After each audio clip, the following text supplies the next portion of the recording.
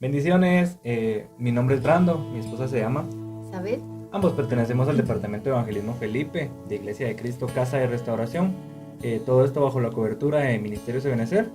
Y en esta ocasión hemos dispuesto este momento para poder responder alguna serie de preguntas que pues, constantemente nos hacen cuando realizamos la labor evangelística, esperando ser de bendición para cada uno de ustedes y esperando también responder cada una de sus preguntas. Iniciamos. La primera dice, ¿por qué, si Dios es amor, permite que las personas vayan al infierno?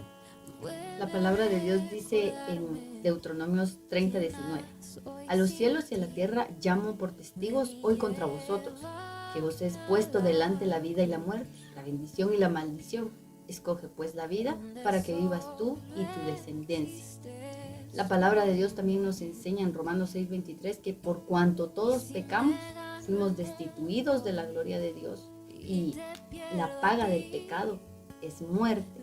Entonces, Dios nos da a nosotros la libertad de elegir. En el primer versículo leíamos que Él dice, escoge pues la vida. Esto nos lleva a la salvación, la vida después de esta tierra.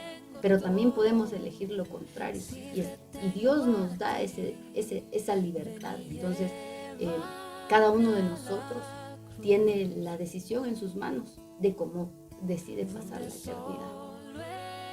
La siguiente pregunta dice, ¿cómo saber si soy salvo?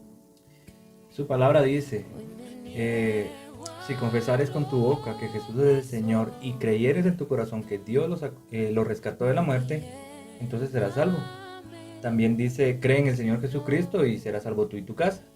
Entonces, creo que para saber si somos salvos, es necesario que nos preguntemos si realmente creemos en Cristo. Si realmente hemos creído en Cristo y lo hemos confesado como nuestro Salvador, tú ya eres salvo. La siguiente dice, ¿qué debo hacer para salvarme?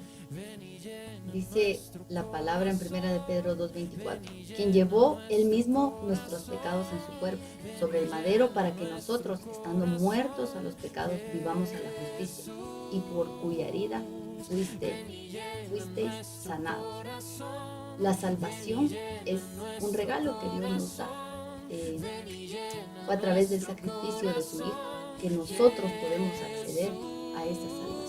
Entonces, la palabra de Dios dice en Apocalipsis que Él está a la puerta y llama, y si alguno decide abrir la puerta de su corazón, Él entra y cena con esa persona, y esa persona cena con Él.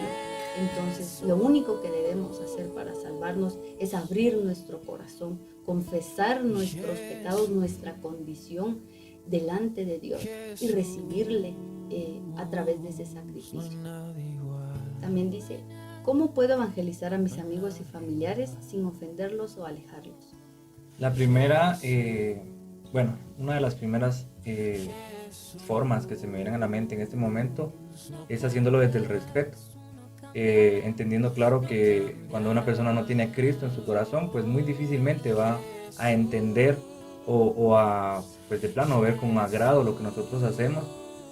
Sin embargo, esto no significa que tengamos que imponer nuestra fe, nuestro conocimiento, sino al contrario, tenemos que respetar a cada uno. Luego, también creo que es necesario que demos un testimonio, porque muchas veces es por medio del testimonio que muchos dicen, la puchiza, este sí se ve que algo le pasó porque ha cambiado, antes no era así y ahora, pues wow, ¿cómo ha cambiado? ¿Qué habrá hecho? Y entonces ya vienen y te preguntan, mira, ¿qué hiciste? O por qué ya no sos como antes, y entonces ahí es donde entramos. También tener misericordia hacia los que no conocen del Señor, porque dice la palabra que Jesús, cuando vio a las multitudes como ovejas, mi pastor, sintió compasión de ellos al verlos tan angustiados. Entonces, antes de decidir evangelizar, tenemos que revisarnos internamente también si sentimos misericordia por ese que no conoce del Señor, por ese que Dios ama y por eso se entregó, y que está en la libertad, porque Dios nos ha dejado ese libre albedrío de decir que no, de tal vez hasta ser hostil cuando le llevemos el mensaje, y aún así seguir teniendo misericordia y amor por esa alma como el Señor tiene por nosotros. También, ¿por qué debemos evangelizar? Sencillo, porque el Señor nos envió Su palabra dice en Marcos 16, 15, 16, id por todo el mundo y predicar el evangelio a toda criatura. Entonces, pues sencillamente por eso es un mandato que el Señor ha hecho no solo al departamento de evangelismo, no solo a los pastores, no solo a las personas que vemos como wow, son súper espirituales, sino es un mandato que nos ha hecho a todos. Todos tenemos ese llamado a evangelizar, todos tenemos ese llamado a llevar la buena palabra. También dice, explique cómo se clasifican a los evangelistas del atrio, lugar santo y lugar santísimo. Los evangelistas del atrio somos aquellos que cuando conocemos al Señor, en un primer encuentro, todavía no tenemos doctrina, tal vez no sabemos ni leer la Biblia, pero sí sabemos que aquel que entró en nuestro corazón hizo algo en nosotros, y lo único que podemos testificar es que antes estábamos muertos en nuestros delitos y pecados, antes no le conocíamos, antes estábamos vacíos y ahora nos sentimos llenos de Él, de su amor, y no sabemos cómo ni por qué, pero sí tenemos ese testimonio de que antes éramos ciegos y ahora miramos. Entonces, ese es el primer paso, testificar de aquel que hizo algo en nosotros. Y al evangelizar a través de un testimonio de lo que nos ha pasado, ese es el evangelismo en el atrio. El evangelismo en el lugar santo es cuando nosotros ya tenemos una preparación. Por ejemplo, en el departamento de evangelismo se nos da una inducción de cómo presentar el plan de salvación, qué hacer, qué no hacer, cómo dirigirnos a las personas según su edad o la condición en la que estén. Y ya se empieza a escudriñar más la palabra. Entonces, esos son evangelistas del lugar santo y los evangelistas del lugar santísimo. Ok, solo para ver si vamos entendiendo. O sea que en pocas palabras, los evangelistas del atrio serían como los creyentes, los del lugar santo ya vendrían a ser los discípulos, ¿no? Ok, entonces creo los evangelistas del lugar santísimo son aquellos siervos, los fieles, los ministros de orden primario. No sé si quieres agregar. Son aquellos que se dedican de completo a la obra. Fueron llamados desde, dice su palabra, desde antes de la fundación del mundo, y su vida, la entera, su diario vivir está dedicado a este servicio. ¿En qué no debemos basarnos al evangelizar? No debemos basarnos en psicología, en humanismo, en nosotros mismos. Yo creo que, bueno, para responder en qué no debemos basarnos, voy a responder en qué sí debemos basarnos, y es en la palabra.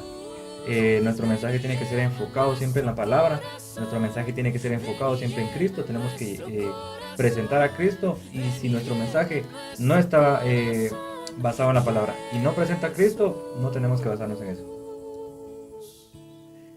También dice, ¿por qué es importante ser enviado? La palabra de Dios dice en Romanos que cómo oirán si no hay quien les predique, y cómo predicarán si no fueren enviados. ¿Por qué es importante la preparación antes de ir a evangelizar? Porque vemos que el Señor Jesucristo a sus discípulos, antes de enviarlos, antes de darles ese mandato que también nos ha dado a nosotros, los preparó. Ellos pasaron 3 años y medio con Él en un proceso de formación. Vemos cómo ellos se referían a Él no solo como Señor, sino como Maestro también, pues dejando claro que ellos estaban siendo formados. Entonces, la preparación es necesaria porque pues el Señor así nos enseñó. ¿Es necesario ser lleno del Espíritu Santo para evangelizar? No necesariamente cuando aún estamos en el atrio. Vemos el caso del Gadareno. Él no tenía preparación, no había escudriñado las escrituras, no había escuchado el discipulado del Señor Jesucristo, pero el Señor le dice, ve a los tuyos y cuenta lo que te ha sucedido.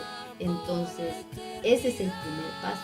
Pero lo ideal, y la palabra de Dios dice que aquel que lo pide, ese regalo el Señor lo da a sus hijos.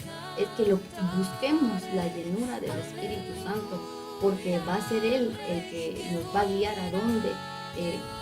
Pablo dice, y el Espíritu Santo nos guió a tal lugar y nos dijo que en este lugar nos pasáramos. Entonces, qué mejor que tener a Dios mismo, Espíritu Santo, guiándonos para hacer esta labor. ¿Qué fruto del Espíritu te distingue a un evangelista? Creo que el amor, definitivamente. Su palabra dice, un mandamiento nuevo os doy, que os améis los unos a los otros. Entonces creo que el amor se tiene que reflejar, porque necesitamos amar las almas para poder ir y predicarles a Cristo. Y pues esas han sido algunas de las preguntas, son muchas las que nos han enviado, pero creo que por tiempo no podríamos responderlas todas, a menos claro que quisieran pues de plano un video larguísimo. Pero pues esperamos haber podido responder algunas de las inquietudes que pudieran ustedes tener. De lo contrario, pues escríbanos en los comentarios y pues quizás hacemos un siguiente video. Se trata de ti. Si me